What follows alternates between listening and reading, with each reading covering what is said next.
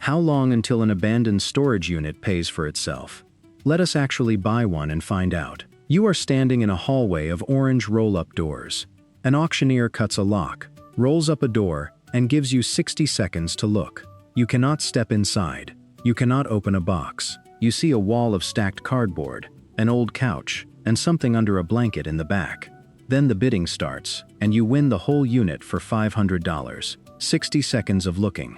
$500. And now every single thing behind that door is yours, whatever it turns out to be. So run the math with me.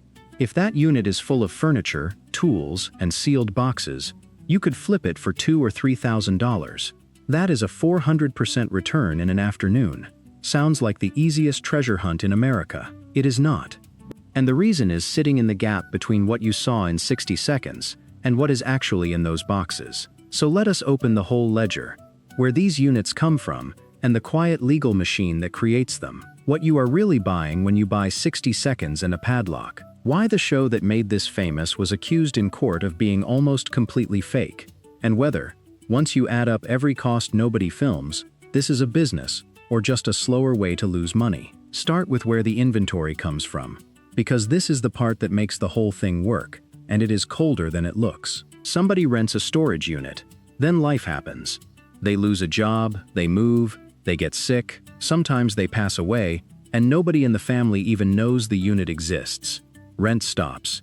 The facility sends letters. It calls. It waits. And after a legally defined period, usually a couple of months of missed payments, the facility gains the right to sell everything inside that unit to recover the debt. That right has a name. It is a lien. Every single state has a self-storage lien law that lays out exactly how this works. Notices that must be sent. A waiting period. Public advertisement of the sale. Only after every one of those legal boxes is ticked can the padlock be cut. Think about what that means. Your inventory, as a storage auction buyer, is made entirely of other people's worst months. A default is your supply chain. And here is the first thing that surprises people. Here is the surprise. The facility does not want to do this. For the storage business, an auction is almost always a money-losing event. They would much rather you just paid your rent. Auctioning a unit costs them time, staff, and advertising. And the sale usually does not even cover the back rent that was owed. So the units flowing to auction are not overflowing treasure vaults. They are problems the facility is trying to clear off its books for whatever it can get. Now, the buy-in. What does it actually cost to do this as a business? Barrier to entry? Almost nothing, which is exactly the trap. You need a truck or a van. You need cash, because auctions want payment on the spot, often that same day. You need somewhere to sort and store what you win. A garage, a yard, a cheap unit of your own. And you need a resale license in most places, so you can collect and pay sales tax. That is the whole setup.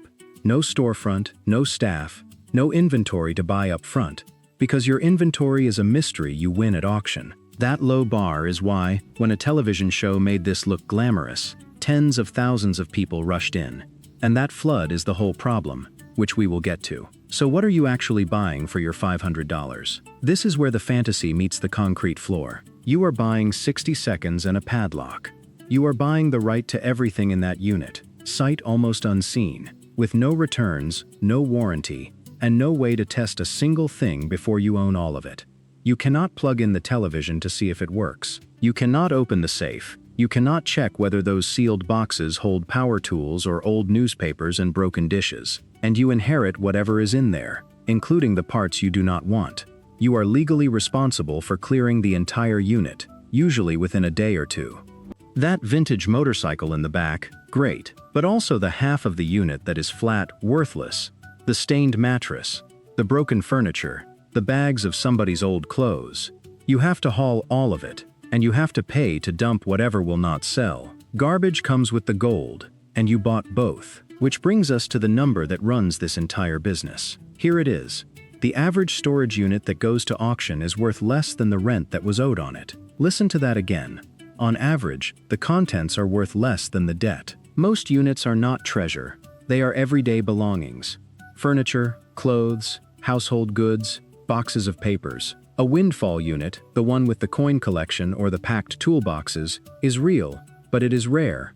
And it is exactly rare enough to keep everybody addicted to the next auction. You are not buying a fortune. You are buying a lottery ticket that occasionally, quietly, pays. Now the part that most people only think they understand.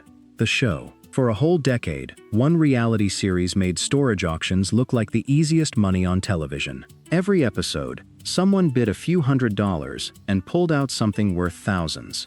A rare arcade game, a stack of gold coins.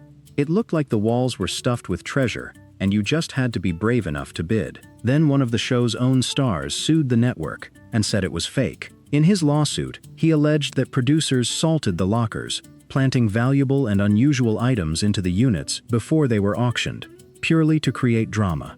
He claimed they staged entire units. In one striking example, he pointed to a unit that contained a collection of newspapers valued at as much as $90,000, sitting in a locker that had been bought for around $750. He alleged the show even paid for weaker cast members' units so they could compete, and that some of the bidding scenes were staged when no real auction was happening at all. That network denied most of it, but admitted they did sometimes combine units to make them more interesting. Sit with that. The single piece of media that built this entire hobby, the thing that pulled tens of thousands of buyers into these hallways, was accused in a court filing of planting the very treasure that made it look profitable. Treasure was the marketing, and the marketing was, at least sometimes, staged. So let us actually run the ledger on a real unit, honestly. You paid $500 for the unit. On the revenue side, you sort the contents into 3 piles. The good pile, items worth real money, the furniture, the tools, the electronics that actually work, sold online or at a flea market. The meh pile, low-value stuff you move cheap just to clear it. And the trash pile, which earns you nothing. Now the costs nobody films. Start with the fuel and the truck. Your time. And this business eats time. Hours of sorting, testing, photographing, listing, messaging buyers, meeting them. Then the fees on every platform you sell through. Then rent on the space where you are storing all of it while it slowly sells. And the dump fees for everything in that trash pile. On a good unit, the good pile easily covers all of that and leaves a real profit. On a bad unit, and there are many bad units, the good pile barely covers your dump fees, and the $500 is just gone. Then here is the trap that closes on most people who try this. It is the same trap as every treasure business. An auction is exciting.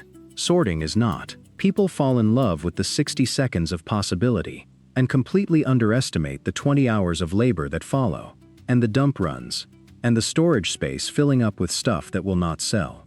And the television show made it worse in a very specific way. It flooded the auctions with buyers. Suddenly, every unit had 10 people bidding, all of them picturing the planted arcade game, all of them bidding the price up past what the contents are actually worth. That show did not just entertain. It inflated the cost of the entire supply chain by convincing everyone the boxes were full of gold. So who actually makes money at this? Survivors stopped being treasure hunters and became boring, disciplined resellers. First, they know their values cold. They can look at a wall of furniture and brand names and estimate the resale in their head in 60 seconds, and they set a hard maximum bid and never ever chase past it in the heat of the auction. Second, they have a real resale channel, an established online store, a booth, a buyer network, so they can actually move a truckload of miscellaneous goods without it piling up forever. Third, they price in the garbage before they bid.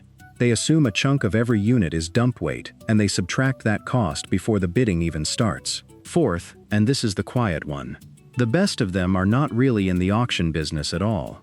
They run a resale store, and the auctions are just one cheap way they source inventory, alongside estate sales and liquidations and plain old buying low. A unit is a supply line, not a lottery ticket. So does owning a storage auction business actually work? Run both years. First, the good year. You know your values, you have a storefront or an online channel that moves volume, and your town is not flooded with amateurs bidding up every unit. You buy units below the value of their contents, you clear the trash cheaply, and you turn a low-cost stream of other people's abandoned belongings into a steady resale margin. Done right, this is a lean, real, recession-friendly business, because hard times fill the storage units and empty the wallets that would have paid the rent. Now the bad year.